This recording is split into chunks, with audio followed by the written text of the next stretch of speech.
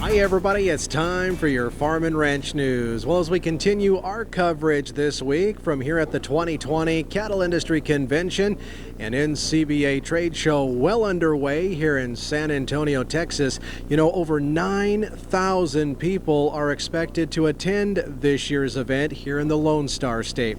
And one of those in attendance all the way down here from Big Sky Country is a familiar face to Montana's beef cattle industry and of course agriculture as a whole. The Montana Stock Growers Association's first vice president, Jim Steinbeiser from that Sydney country.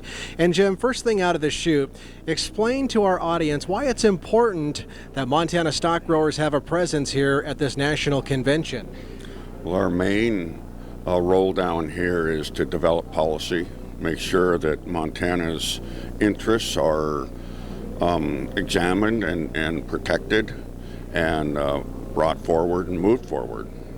Of course, there's so much here to learn. There's today's Cattlemen's College, just incredible speakers, incredible programs, learning a lot today. Tomorrow's where we go to work with policy. Absolutely, and speaking of some of that policy, without question, there has been a few wins, maybe a lot of wins here of late for the U.S. beef cattle industry, and one that comes to my mind are just all of the regulatory wins. Why is it important for cattle ranchers like yourself to have some of these wins on that regulatory front? Russell, the regulatory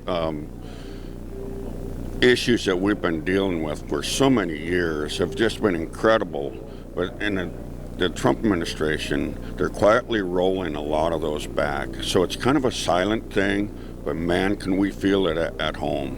WOTUS is a good example. Waters of the U.S. and getting that burdensome rules thrown away and something that'll work for us in the country for farmers and ranchers put in its place is just great news for us. Absolutely. Well, stay with us, friends. We're going to talk some more with the Montana Stock Growers Association's Jim Steinbeiser right after this.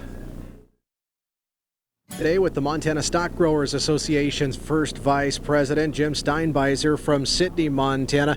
And, since the first of the year, the U.S. beef cattle industry has also witnessed some tremendous victories on the trade front. How important are these export markets for ranchers like yourself? Because they really are creating more value for those animals we're raising back home. Yeah, it just helps us with our beef demand. We got a lot of cattle in the country right now, and more that we can move overseas, the better that'll build our prices. So Japanese one was a huge one.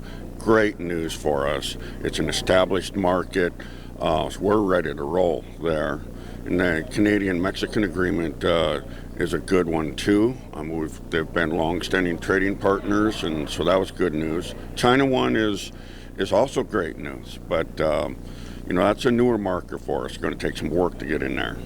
Absolutely. Well, we appreciate you taking a little bit of time for us on today's report, and without question, a lot of exciting opportunities here in 2020 and beyond for the entire U.S. beef cattle industry.